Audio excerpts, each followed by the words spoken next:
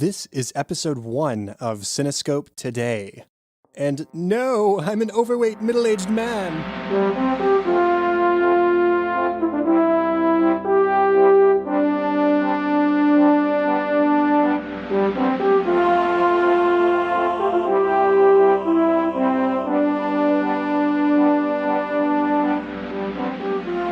Welcome to Cinescope Today, where our goal is to view and discuss current release films from a perspective that celebrates movies and their stories, characters, music, and relevance to the world around us.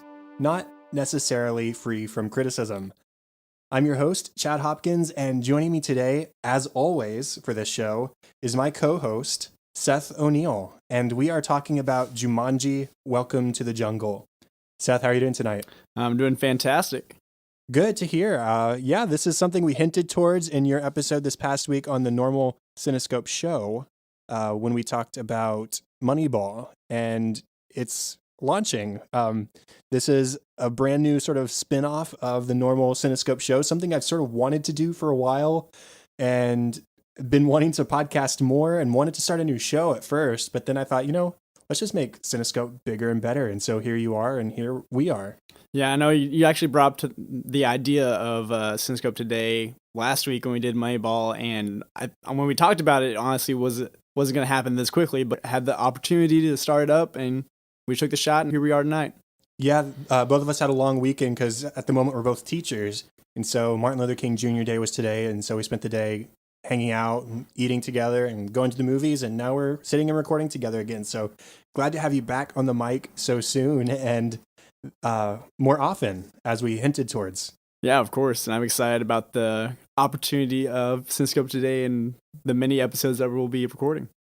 Yeah, so let's just briefly talk about what this show is going to be, especially in comparison to Cinescope. I started Cinescope in the summer of 2016 because, one, I missed podcasting. I'd been on MovieBite for about 50 episodes, and it'd been a while since I'd been on that show. And so I missed podcasting, and I came up with this idea of approaching film criticism from a more positive perspective. So I could talk about movies that I know I enjoyed already, and so I didn't have to focus on negatives because I was talking about the things about those movies I liked that I liked. And so that was where Cinescope was born. Now here we are more than a year and a half later, 70 plus episodes later, and I've not seen a whole lot of new movies in theaters since starting Cinescope because I just don't have time, especially since starting an American Workplace as well. I feel like I'm podcasting all the time, and really the only movies I was watching or making time for, I suppose, were the movies we were talking about on Cinescope, which are older release. Yeah, and same here. I mean, as a teacher and also stacking a lot of just my personal life on top of each other, I didn't really set aside time to actually go to movies. The only time I'd really go to movies would be whether I'm on a break for the school year. But at that time, a lot of the movies were out. I would only see one at a time, one for a week or so. And the other new movies I would see, I'd go with you and Andrew and Melanie. Just if we'd have a free nights randomly, we decide to go to a movie. So going to see new movies hasn't really been a focus on my life or anything I wanted to do, but I always seemed to always miss out on a few movies I told myself I'd want to go to, and then I'd forget about them completely. Yeah, there were several movies last year that I was very excited for, but just didn't get around to seeing for one reason or another. I probably saw fewer than 6 or 7 movies in all of 2017, which means I missed Spider-Man Homecoming, I missed Wonder Woman, I missed Planet of the Apes. There's so many big movies that I just didn't get around to. Thankfully, I have them on Blu-ray now and I can sit and watch them. But I like the theater experience. And so that's sort of what this show is geared towards, is talking about recent releases, which of course is going to hopefully increase Cinescope's audience because it means more people will be coming in to check out, is this new movie worth seeing or not? So that's one of the goals. We'll always start off spoiler-free for the first 5 to 7 minutes or so we can give a general, is this movie worth watching or not? And I think that's important because, like I said, I want people to listen to this aspect, this spinoff, and decide, okay, am I going to go see that movie or not? But people aren't going to listen to a spoiler episode if they haven't seen the movie yet. So that's important to me, is addressing, is this worth seeing, yes or no, in the first 10 minutes of the podcast. So then people can go watch it, hopefully, or not watch it if we deem it unworthy and then come back and listen to us dissect it a little bit further.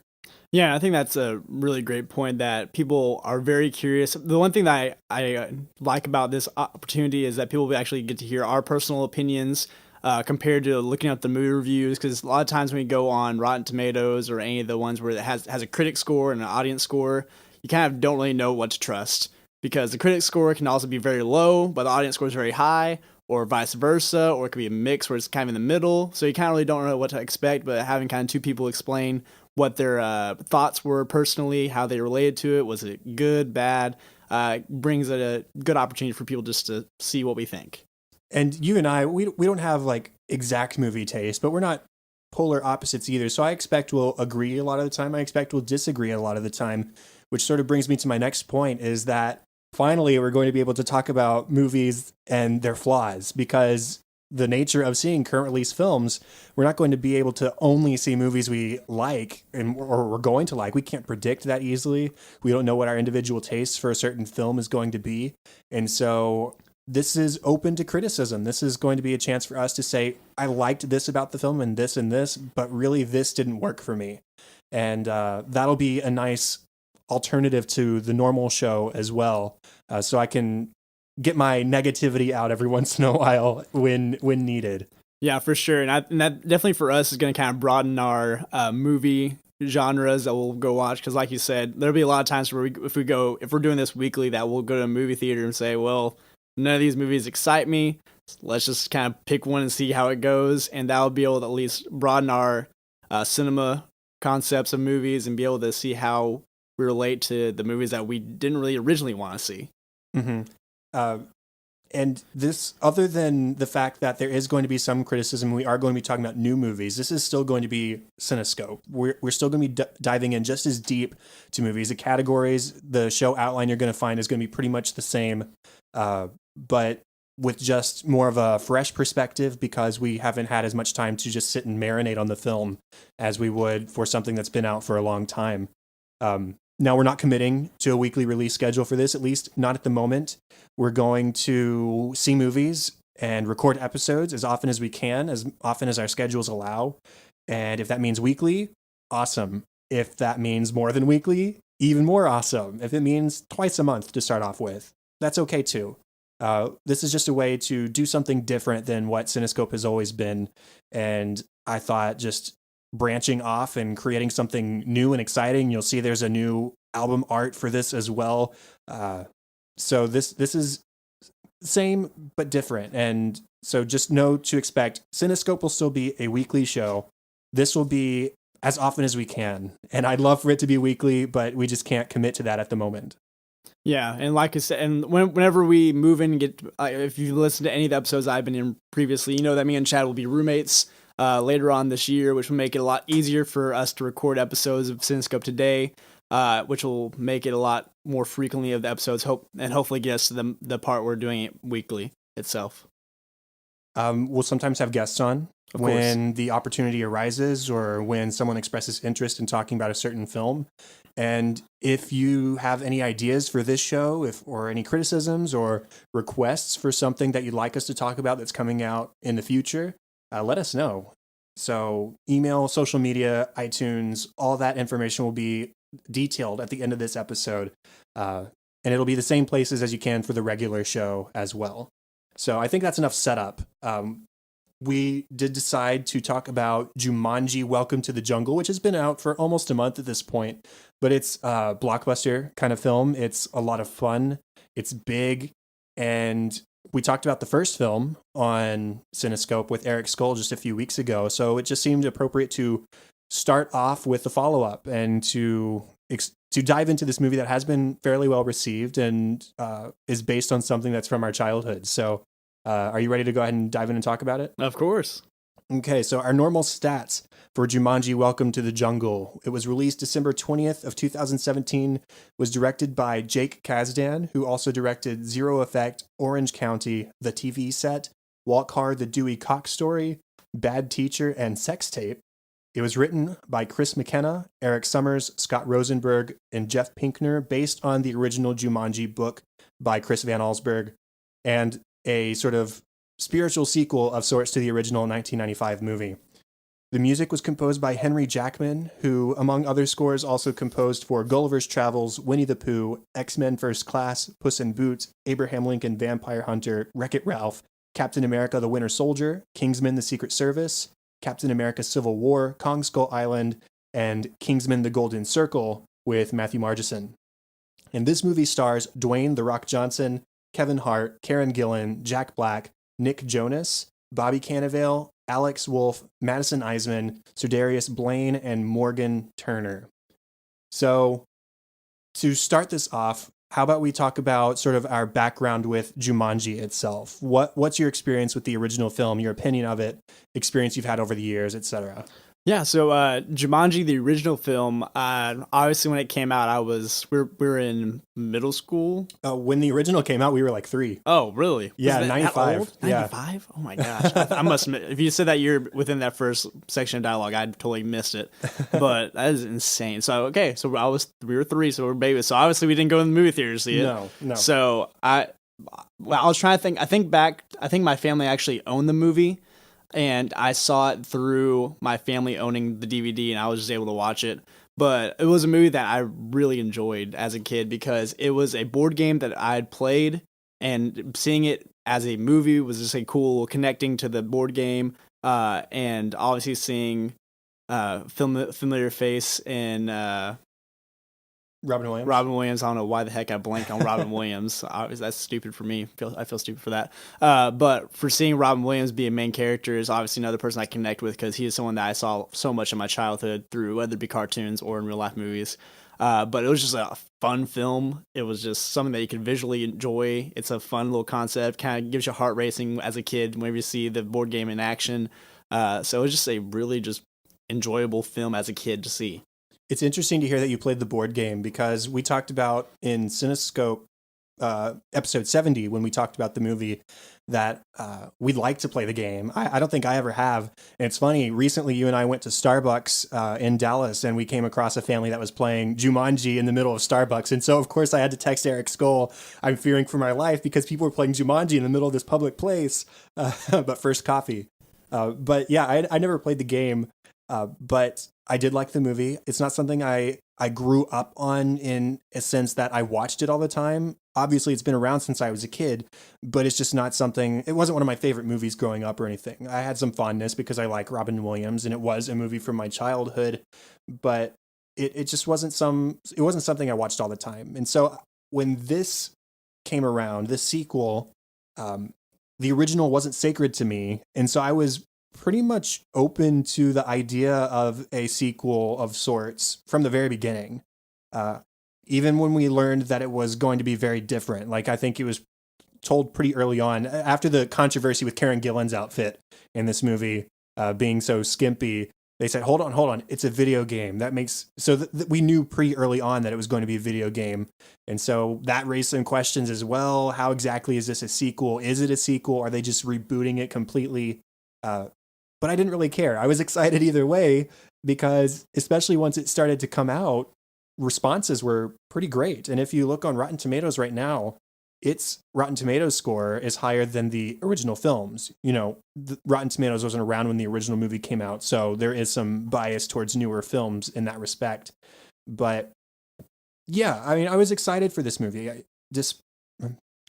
was excited for this movie because the original wasn't so highly revered by me, though I did enjoy it. Yeah, and one thing that whenever I saw the advertisement for the second Jumanji, I was kind of very critical about it. Seeing the names on it, I feel like they were trying to just kind of put big names in front of it and kind of make it cheesy. That was kind of my fear with it. But whenever I saw more trailers and heard over that it wasn't really a sequel, it's kind of a new concept, and I heard about the video game concept, I really thought it was a cool idea to continue kind of the story and bring a new version to it that's more up to date and more relatable to obviously the time that we're in right now. So what's your impression of this movie and compared to the original?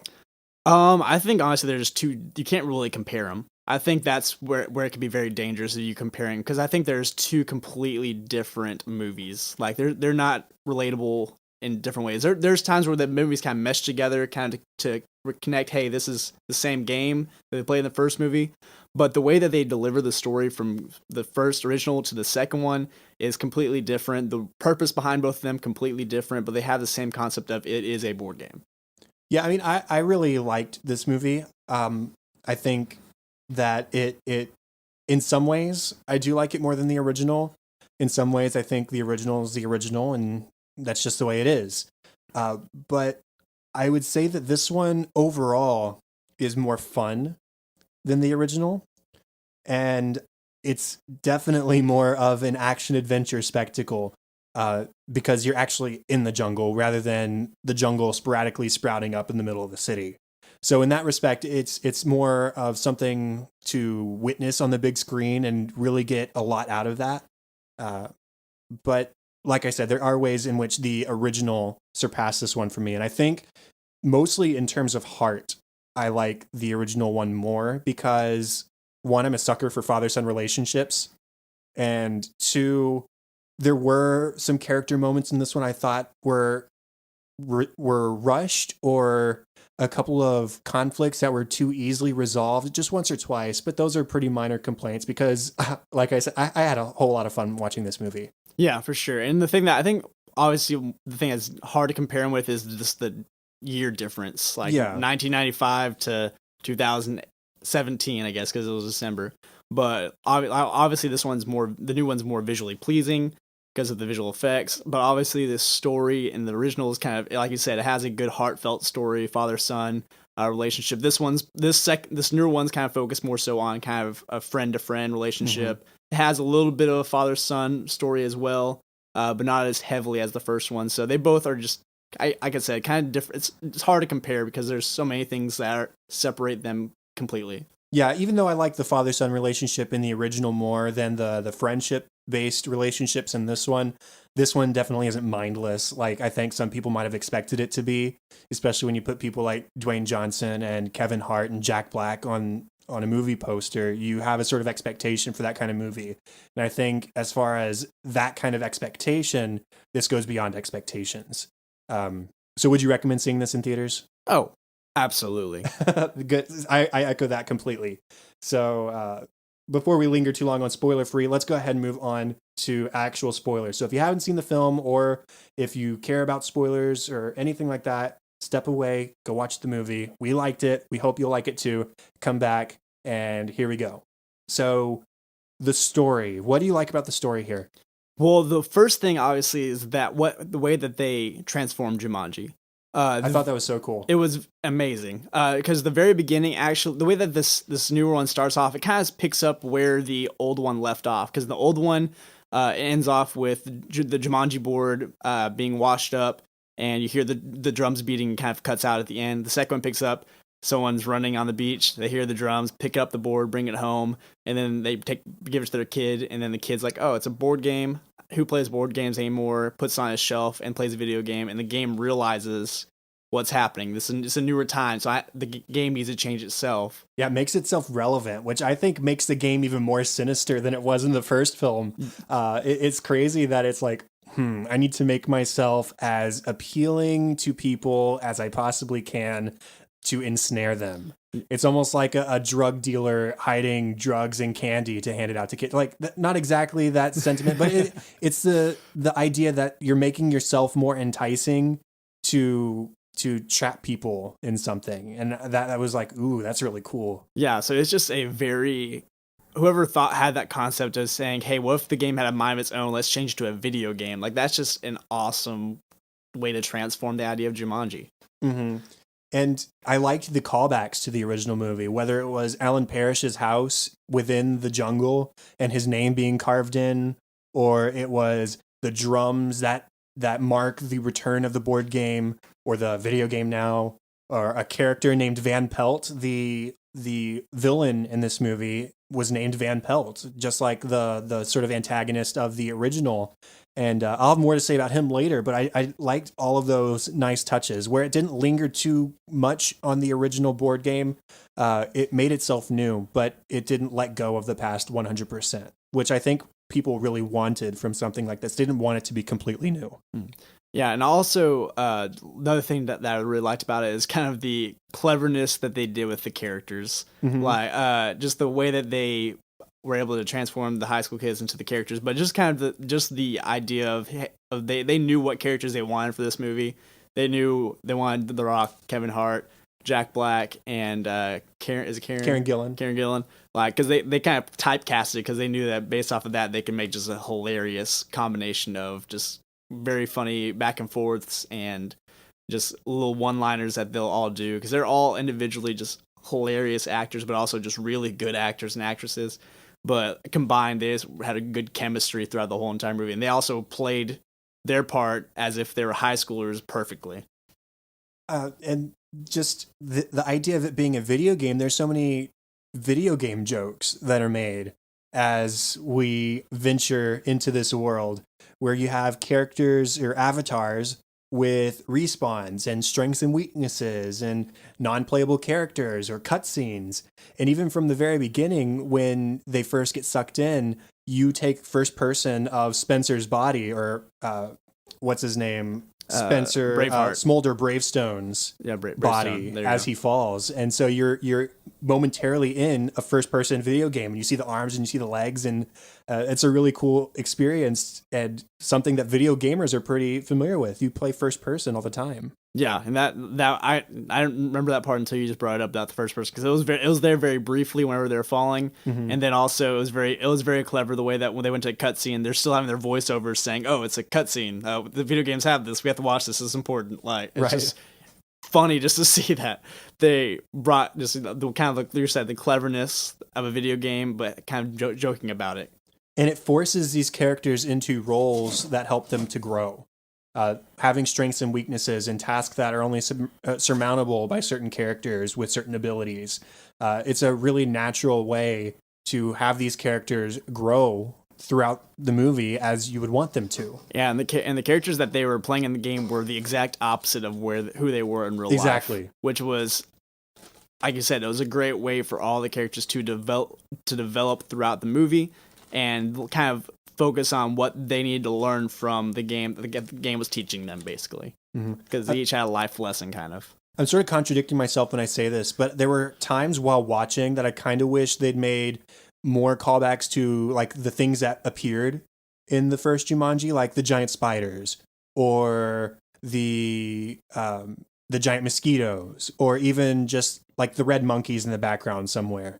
But at the same time, the fact that it changed itself from a board game to a video game sort of retcons that kind of stuff, I suppose, and makes itself completely new. So it's a minor, like, it would have been cool but it wasn't something that changed the quality of the film for me. Yeah, for sure. And I think that, again, I like that they didn't rely too heavily on the original film, but also kind of the thing about all the stuff that they brought in with the original film, like all the animals and creatures, all the creatures had a purpose in the original film, like spiders. I forgot which character was deathly afraid of spiders, or I think it might have been Sarah, but it might have been, but sure. But like, each of the monsters had like a certain person that they were focused on, or who was scared of what, and kind of the same thing with this kind of movie. Each creature had a purpose, and also the game transformed itself, so there was a new mission this time around. It wasn't the same old, you just have to beat the game board. Now we have a mission for you. You're gonna have to live it out,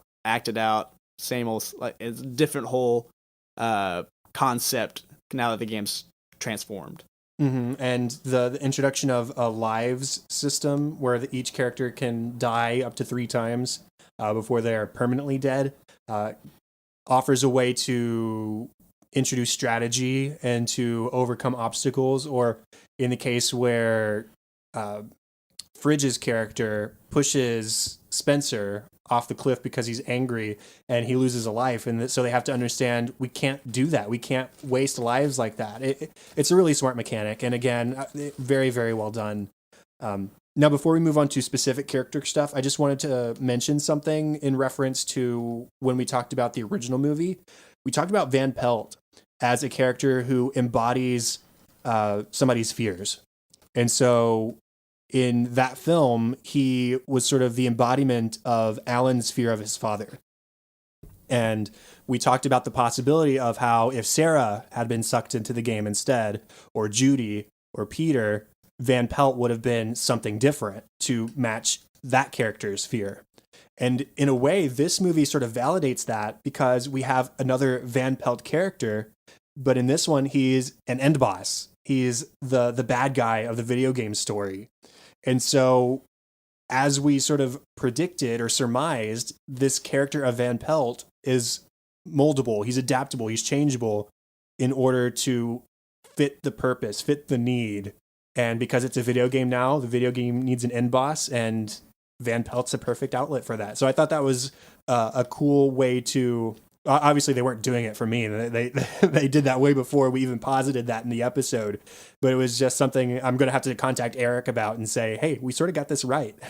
I thought that was cool. Yeah, for sure. And I like that the Van Pelt this time around he fit the video game boss description perfectly. Like, he had his cut scenes in the video game where he was very, what's the word?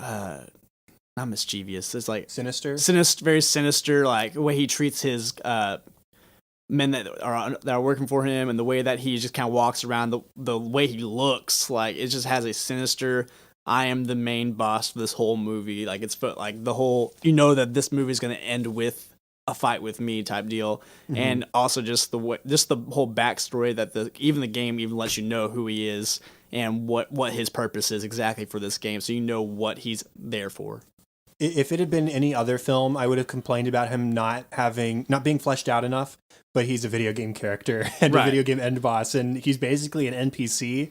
But in that respect, I would say it was a little weird to have moments as an audience with him because he was technically an NPC. You know what I mean? Like when we saw the cutscene, the characters were also seeing the cutscene. But why are we following the villain along when they're not following? Do you understand what I'm saying? It's a little strange. Again, not something that brings the quality of the film down for me, but I was like, why are we seeing this? Because it doesn't matter in the end. I guess you can kind of see it as, I mean, yeah, it is a video game, but also the game still has a mind of its own. Mm-hmm. So the villain, like, even though there's some characters in there that are NPCs, you can think that the villain is kind of the mind of Jumanji. It is like has its own personality, has its own character. It doesn't necessarily have to follow the rules that the NPCs have to exactly. Like the NPCs, they just have to say their line over and over again because that's all they're known to say. I think he had his own actions that he could do because he's the main boss. Jumanji gave him that ability to kind of have free reign over what's happening in this game. Yeah, perhaps it was a way of showing that the game wasn't like a traditional game where you play from start to finish because there's a set storyline. This is a game that's learning and is adapting to these characters, overcoming its obstacles, and is hunting them down. So I appreciate that in retrospect. That makes sense. Now, what about our other characters? Let's just start off with Spencer or Dr. Smolder Bravestone. What did you think about him? Obviously Spencer, just from the get-go, you obviously get he's the nerdy, awkward kid in high school that no one really is friends with him because they kind of see him as a quirky, just weird dude. And him getting the character of Dr. Bravestone obviously is just like I said, all the characters are just polar opposites of that person. So him getting that persona of Bravestone at first freaked him out because he said, "Oh crap, I have to be a leader." Like he's the kid that like everyone would not even look at because he'd blend in with the background. But now he is the main person in this storyline. He's like the number one character in this game that everyone relies on. Without him, nothing can happen. Right. I liked that, and this goes with each character. They were forced to embrace the opposite of themselves and to learn what it felt like to be like that. And though they may be uncomfortable at first, by the end of the storyline, if you will, they have fully grown into that character. And you see Spencer, he's even reluctant to return at first. He says, I don't like being me in the real world in comparison to the me I am in this world, where I am big and brave and strong and can overcome these obstacles in a way that I can't in reality. But that's when Martha steps in and says, well, we can still be this person. This person is still inside of us. We just have to let them out, I suppose. So it's cool seeing that growth. I liked his relationship with Martha, where you could see from the beginning of the film, even before they're zapped into the game, absorbed into the game, where he was expressing interest in her. He looks at her in the gym, says, wow, she's cool. She's standing up to the teacher. She's doing something I never would have thought of doing. And that attraction builds once they get to see that inside part of them unearthed within the game. Yeah, and that's definitely one thing that I kind of laughed because I thought about was like, if you're embodying Dwayne The Rock Johnson, I would love to be him forever, like repeat. Like Dwayne The Rock Johnson, he's just a beast. And is there an actor out there more likable than Dwayne The Rock Johnson? No, I don't think there is. He's so charismatic, even when he's playing a high schooler playing himself. Yeah, he is so likable. His smile is still dashing. He is just this big old bear in some respects, like teddy bear, like the kind that you want to be around and admire. He's such a fun actor, and he really brings out the charismatic parts of the character. Yeah, and that's why he is used in so many films, because he's able to, even though he looks like a ginormous giant that can crush you with his pinky, he's able to embody a character that's awkward, that's shy, that's not like he's able to do so much. Obviously, you've seen him in Fast and Furious films. You've seen him in Disney films where he's like Game Plan as one movie that is like the polar opposite, where he has to be like a dad, but he also has to play the roles that are like very simple and sincere. Like he's just a fun actor to watch in any film, because he is Dwayne The Rock Johnson. Like no matter where you see him, he's just fun to watch. Now, what about Kevin Hart's character of Fridge or Mouse Finbar? Oh yeah, so Fridge obviously from the get-go is someone you just don't like. Right. I mean, you're not supposed to like him. He is the punk that he abandoned his friend because of popularity. He abandoned his friend because he thought he was a athlete that was going to go somewhere with his life, and he basically just was using what's his name? Spencer. Oh my god, I need to have like a list of names because I'm awful with names, especially because we've seen it only once. But he is using Spencer's friendship just so he can pass his classes. Like he's just an awful person. So him getting the persona of Kevin Hart, which is a short person who can't run, is the sidekick of Spencer's Dr. Bravestone. I can't see. I just need to have like a list of names. Dr. Bravestone, like he basically was given the sideline picture. He was given the sideline character where he has to basically watch, and so that was a very humbling thing for him to do. But obviously, he doesn't get humbled very quickly. It takes him a long time to figure out what his part of the picture is in this video game. But he rejects it. He kills Spencer's character. Just because he doesn't accept the fact that his character is supposed to be the leader of this game, but Fridge is he wants to be the all-star. He wants to be the MVP of this game. He wants to be doing everything that Spencer's doing, but he obviously can't. He has flaws. I wonder what incentive Fridge was using to get Spencer to do his homework. Do you think there were threats of violence, or do you think there were promises of, yeah, we'll hang out sometime if you do my homework? I mean, because you could take it either way, and either way it makes him a jerkbag. Yeah, I think it could easily be both. I mean, obviously we don't see that. I mean, we see that Spencer wants to hang with him, and he like, hey, what are you doing this weekend? Maybe we can go hang out. and he just kind of blows him off saying, this weekend, just kind of avoids him. But I want to say Spencer is trying to get his friend back because I think he said they were best friends in middle school, elementary school, middle school. Growing up, yeah. Growing up. So I think Spencer's still kind of seeing him as his best friend. Obviously, like, he knows that it's not the same Fridge, but he's trying to get him back so that they can be friends again because he misses that. But at the same time, I can see Fridge maybe using Spencer's flaws to his advantage and just, I don't know. I don't think it's anything abusive, but I'd probably lean towards more of the side where he's kind of just he knows how to use Spencer and how to get him to kind of tag along. Yeah, I don't disagree, but there were a couple of instances within the game that sort of showed that Spencer was a little bit afraid of him. Oh, yeah. In that scene where he got pushed off the cliff, even though Kevin Hart is much smaller than Dwayne Johnson, Dwayne Johnson's character, Bravestone, was scared and flinched when Finbar, yeah, Finbar. Bear with us on the names, everybody. When Finbar sort of lurched at him, right, and he recoiled, and it was like, oh, well, yeah, he's still the big man in this friendship. That's not really a friendship, and that scene has the most heartbreaking line of the whole film, I think, when he says, "I've been trying to ditch you since 7th grade."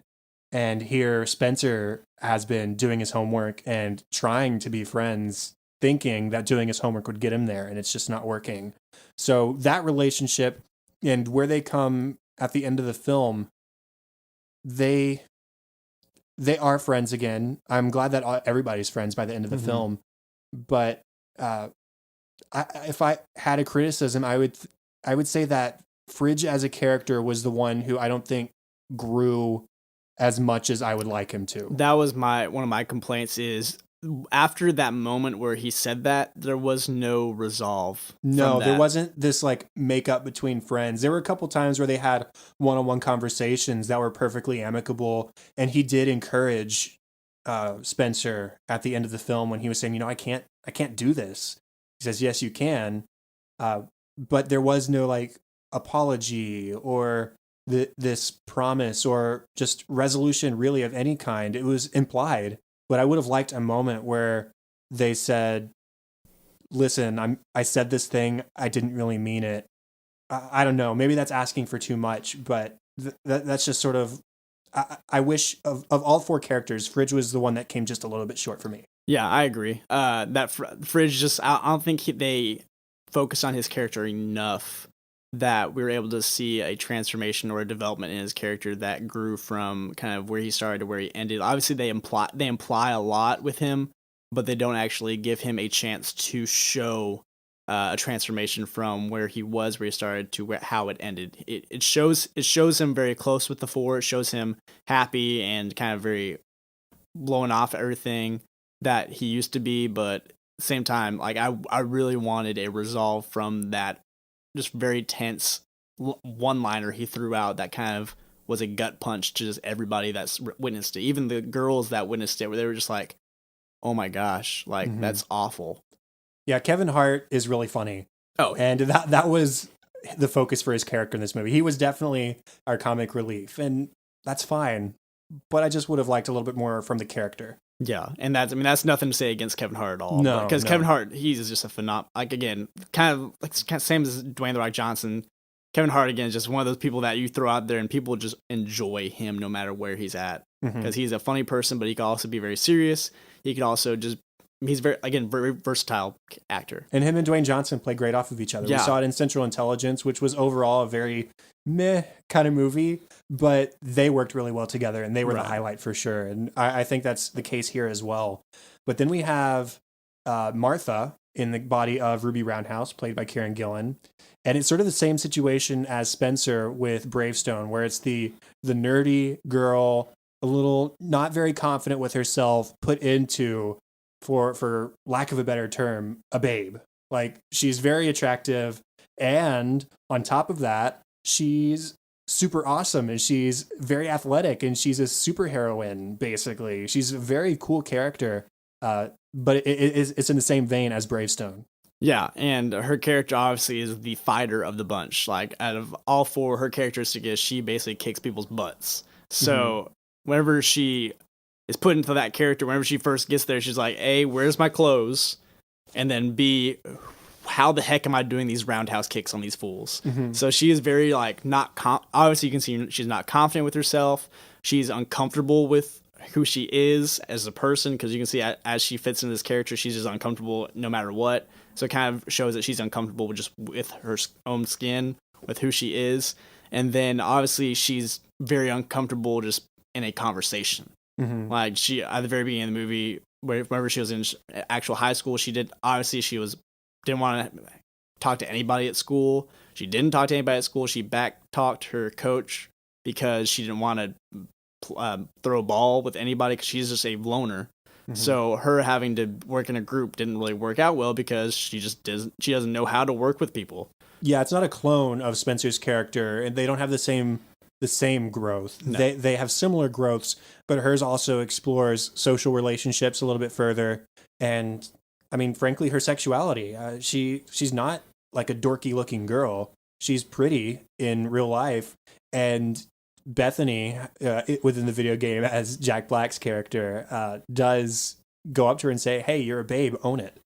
And I don't think that was just talking about in the game. I mean, she's an attractive girl, and Alex, that's the actor's name. Spencer had already been eyeing her, not just for the physical, for the smarts as well. But she did have like the dance fighting scenes and the flirting scenes, where she learned to do that part of herself, where she learned to be a little bit more engaging in a conversation and learned to be feminine. And not that was her end goal as a character, but it helped her to form that relationship with Spencer at the end of the film. Yeah, I mean, it helped her to build confidence as who she is as a person, because she wasn't comfortable with who she was at all, like I said. So being able to actually act like a high school girl allowed her to say, hey, I'm now feeling more comfortable with who I am. I now know kind of what I should be doing as a high school girl. I kind of know how to actually talk to people now. So she just has a not really a new identity, but she's found her identity and who she is personally. And then lastly, we have Bethany, who inhabits the body of Professor Shelley Oberon. Shelley Oberon, that's it. And I don't think it's wrong to say that Jack Black is sort of the highlight of the film in a lot of ways. 1000%. I like, as we were walking out of the theater, I was telling Chad, I was like, Jack Black deserves a Golden Globe Award for the fact that he just pulled off playing a high school girl perfectly. Believably, yeah. It's so and perfectly. And it's just so funny because the character of Bethany, she obviously is the popular social media binded girl that just she's like the group of girl everyone looks up to because she's popular and very good looking and she's confident in herself. But obviously throughout the movie you see how she's so reliant on that itself. That's her identity, is just her social media presence and her popularity in high school. She's completely self-absorbed. Yes. And so obviously Jack Black plays it perfectly throughout the whole entire beginning, wherever she's focused on where her phone is and the fact that she's now a middle-aged man and all the struggles that she was like just bombarding everybody about, how she's so worried about her social media other than the fact that they're stuck in a video game where they can die. Yeah. They take away her image because she was so obsessed with her self-image. And so she, again, she goes on a completely different course than everybody else, because hers is definitely more inward, her change. Everybody else is about forming relationships with people and how they relate to each other. So you have Spencer and his friendship with Fridge. You have Fridge, well, likewise. And then you have Spencer and his relationship with Martha. And now you have Bethany, and it's all about her relationship with herself and her relationship with not a specific person, but with everybody. And how she has to think more about others and make sacrifices. She gives up one of her lives to save Alex, which puts her more at risk. And that's really the moment where you see, oh, she has learned something. She has grown from this experience. So it is cool to see such a funny role, a funny performance from Jack Black, but also this character who's having to learn that looks aren't everything. Yeah, and another one of the kind of crucial moments that you see that she's developed is whenever she's talking to Alex's character, and one of the lines she says is, "I guess not having my phone has allowed me to focus on the fact that other people have problems too." Like, and that's honestly something that is so relatable today because, I mean, us as teachers, we see it with our students, how everyone's so self-absorbed with their phone and social media and what's happening that they forget the fact that other people have emotions, other people have problems that they're dealing with that don't revolve around you specifically. They have their own issues that they're dealing with. So how about you be conscious of that? So it was just a very good lesson that is so relatable to society these days because people are so focused on themselves that they forget about what is happening around them and what's happening in someone else's life. Yeah, I mean, this movie's not going to change lives, but hopefully some teenagers go out and they saw this movie and they hear that quote and they at least think to themselves, do I use my phone too much? Whether that really changes them or not, probably not, but at least they're getting the question asked and seeing what can benefit from not being glued to your phone 24/7. Then the last character we have, who's sort of the outsider just because he is basically the Alan Parrish of this movie, is Alex, or Seaplane, as he's known in the game. What do you think about him? So Alex, I think they basically connected him to Alan Parrish because Alan Parrish had the same situation where he was stuck in the game for so long and came out and then was able to play the game. Kind of same situation. He was stuck in the game for so long. He was kind of on his last life because he was trying to play the game by himself, which is impossible because the game needs more people in order to win. And he kind of gave up hope for a long time. And when he found out that there were other players, he kind of regained that hope, but again lost. Like he had his just basically confidence in himself kind of was like a going up and down elevator type role where he didn't know what was going on. But I think there's so many like hard moments that he had to realize that was hard for him to go through. I mean, going through the whole game by himself. I mean, he's all alone in this jungle of craziness. Basically, the whole movie of all of the emotions our characters have been going through. He had to do the exact same thing, but by himself. Mm-hmm. So that's 1,000 times tougher because you don't have anyone to relate to. You have no idea what's going on. Mm-hmm. And then the fact that he learns that he's been stuck in the game for 20 years is another thing that he has to quickly understand and realize, but also realize he's still stuck in this game. He has one life left. How the heck is he going to get out of here? Like, there's so many things that he has to go through within just a matter of small period of time that just shows that he has a huge obstacle, but he still overcomes it through a lot of help from the people around him and confidence that he not confidence, but just understanding that he needs to get home so he can get to his family. Mm-hmm. I wish we'd gotten more of him, but I think the movie's excuse for not giving us more was the fact that he was basically this film's Alan Parrish. I think they expect that most, or at least a good chunk of people who are watching this movie have seen the original, and they've already gone through the character who's been stuck in the game for 26 years, 20 years, and they've explored that relationship already. So that's one reason why I think we don't have as much of him. I do agree that his growth is more on confidence and on endurance. He's scared to take the risk because he only has the one life left. But that's another sort of lesson of the film, where you only have one life to live in the real world. So why should you treat this really any different? You have to take chances. You have to risk things in order to pay things off. And so that is something that he learns through the companionship with this quartet of friends. And I do like that. But his role was minimized, I think, because he's Alan Parrish, basically. And he's the tribute to Robin Williams in that respect at the same time. So that was cool. Yeah, I really like that message that the movie kind of focused on about we only have one life. How are you going to live it? Because that honestly is what I think a big mindset change for each one of them was because they realized that they can't waste their time focusing on all the problems that they were dealing with previously. They can't waste their time focusing on self-image. They can't waste their time focusing on the wasted time with relationships or just confidence or whatever. They just have to get out of the rut that they're in and grow so they can actually live their life to the fullest so they can. And for Alex, it was kind of that, but also he had no idea once he got out of the game what it would look like. Because knowing that it's 20 years, he's like, when I get out of the game, am I going to be an old man?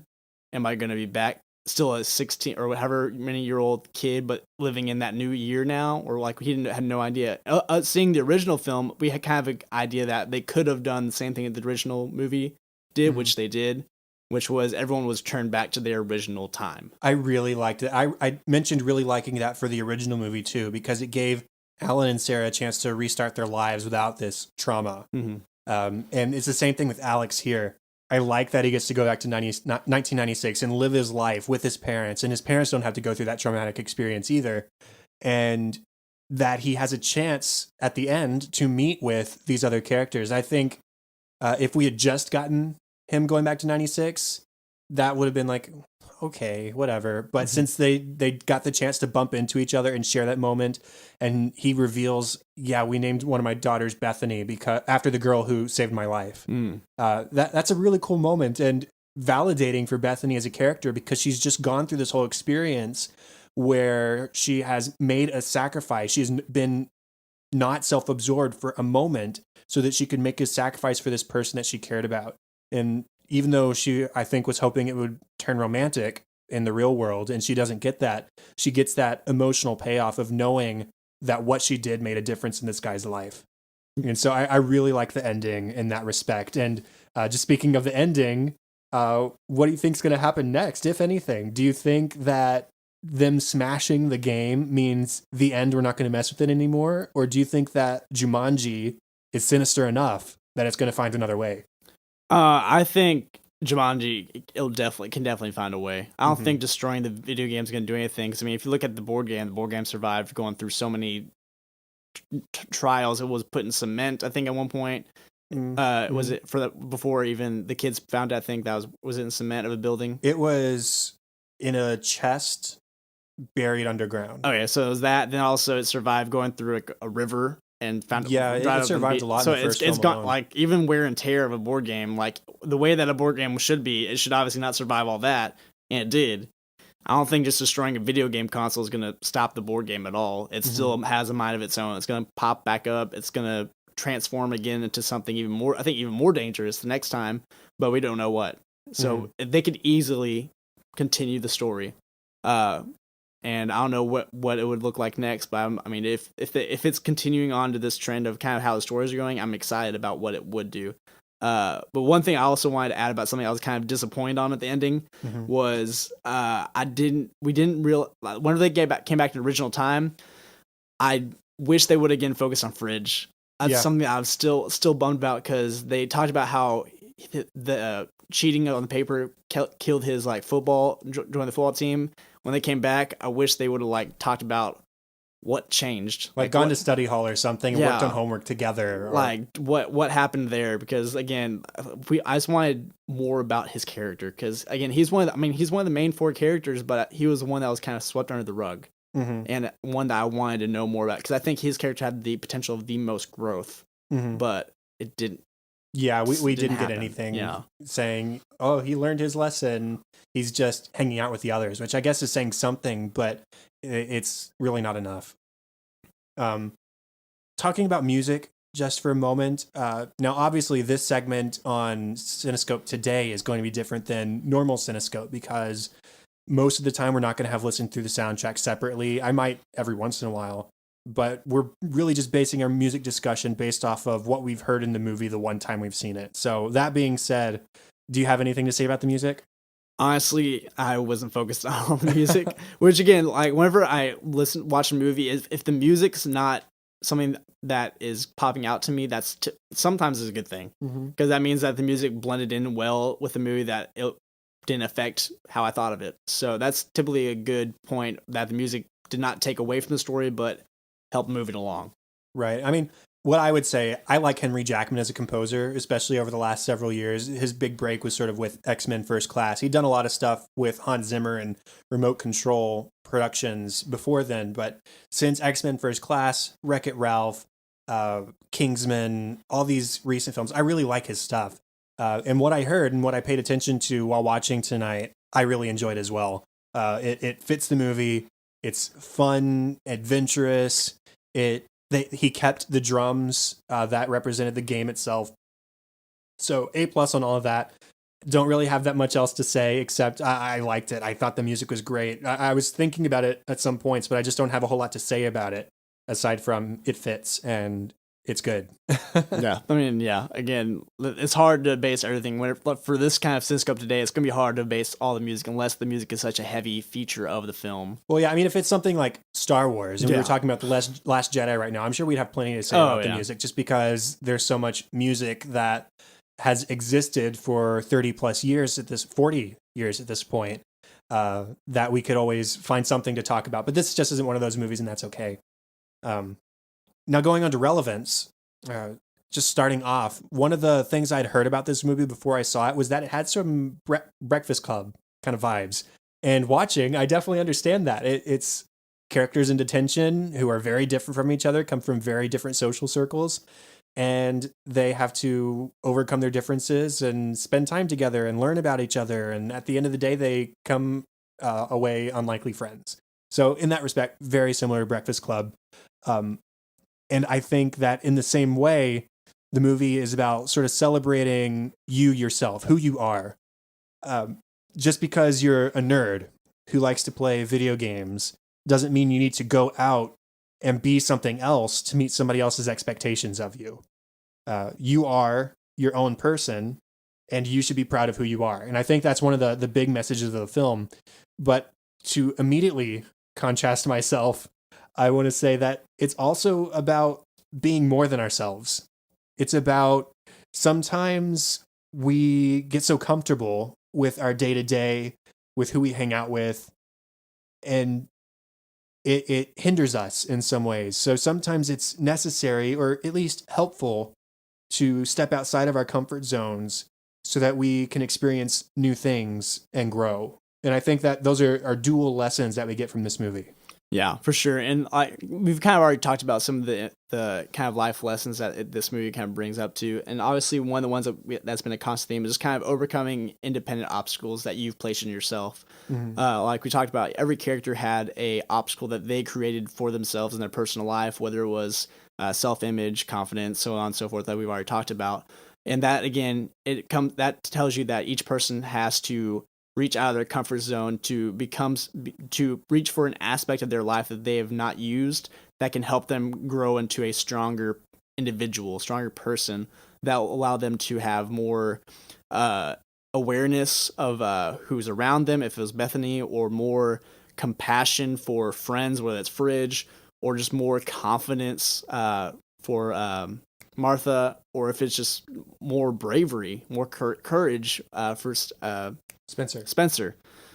So every one of them had a personality trait that they were having to be challenged with, that they had to reach out of their comfort zone to grab onto and hold onto, and that was something that each character brought out of them that they needed to apply in their real life. Because if they didn't do that, then they would not be able to, like the movie was saying, live their one life to the fullest. Mm-hmm. It was something that was already a part of them that the game brought out. So in that way, it's almost like Jumanji itself is like some sort of backwards lesson teaching machine. Like, I'm going to do these cruel things and almost kill you if you come into the game, but at the end of it, you're going to be a better person. And that was true in the first movie as well. Now, I don't think that Jumanji is necessarily approaching it from that. Not at all. That way. It's definitely more sinister than positive. But it is interesting that these characters come out better versions of themselves. And it goes back to that quote that I mentioned earlier, where Martha and Spencer are the last ones to leave the game. And it's because Spencer proposes to her, how about we stay behind? We're these super awesome versions of ourselves in here. Why don't we stay and just be this awesome all the time? And she says, well, yeah, why not be this awesome all the time? But we can do that back home. So yeah, I agree with that. And then just teamwork. I mean, that's the obvious one. Even when you're different from the people around you, we all have our strengths and we all have our weaknesses, and we should rely on each other and play to each other's strengths. I mean, even though we view ourselves as the protagonists of the story all the time, sometimes the protagonist isn't the one who needs to be in the spotlight. Sometimes if you're in a group of friends, for example, it doesn't mean that you have to be the one to do things. Sometimes you can rely on that friend to do a thing, or whatever it may be, whatever the case may be. It's not always about you, and you have to rely on other people sometimes, or all the time, really. It's not just about what you can do for yourself. Yeah, and that's a huge life lesson, is that teamwork is necessary in parts of life. I mean, we all have different strengths and weaknesses, kind of like the game highlighted. Each character had strength and weakness, whether that was physicality or intelligence or just different abilities that they each had. There are people in life that we'll need to rely on during different just parts of life itself, different stages of life that we'll have to rely on, because they have the experience or knowledge or wisdom that can help you move through that lesson, move through that stage of life, and help you become better, help you find new things to apply to your life that will move you further and further and become a better version of you. Any final thoughts? Other than the fact that it was a fantastic movie and we laughed a lot, enjoyed it, and I definitely want to eventually go see it again, whether it be when it comes out on DVD or just later on in the season of just being in the movie theater. Yeah, it's definitely one that I'll revisit. It's not like a one and done kind of thing like some movies are. So I'm looking forward to rewatching. But with that, that is the end of the official first episode of Cinescope today. I hope you all enjoyed it. It's something different for the Cinescope brand, if you will. And we're looking forward to continuing it. Yeah, very excited about this opportunity. And I think this was a great first movie to start this new brand. Agreed. Contact for the show is the same as the other one, facebook.com/Cinescope podcast and @Cinescope pod on Twitter. If you feel the need, go over to iTunes, rate, review, maybe even subscribe. You can also do that on the Apple Podcasts app on your iOS device. And if you have feedback or ideas, you can email thecinescopepodcast@gmail.com. And also, like we said at the beginning, if you want us to cover a particular film that's coming out in the future, just let us know. Say, hey, we'd like to hear you talk about whatever this movie is. And we'll definitely put that into consideration and maybe even talk about it. So let us know. Seth, where can people find you online? You can find me on Twitter at Seth02. That is Seth, the letter O, number 2. And if you have any questions, comments, anything like Chad just said about any movies you might hope for us to talk about, please let me know as well, and I'll gladly relay the message on to Chad. And we're very excited about just who all is going to be involved in this little journey we're going to be going. Yeah, and the best place to find me is @Chadadada on Twitter. That is CHADADADA. Also, facebook.com/Chad.Hopkins. You're welcome to friend me. Just let me know that you're a listener so I don't ignore it. Also, there's my other podcast, An American Workplace, where we talk about NBC's The Office. And we are coming up on the close of season 3 of the show. We're releasing episode 26 of our show this week, which is crazy that it's already been this far, but you can find that where podcasts can be found, and workplacepodcasts.com. Show notes and contact information can be found at the website, thecinescopepodcast.com. And that is all for this episode. Thank you, everyone, for listening to episode 1. I'm Chad Hopkins. This was Cinescope today, and we'll be back next time with episode 2. Have fun and celebrate movies.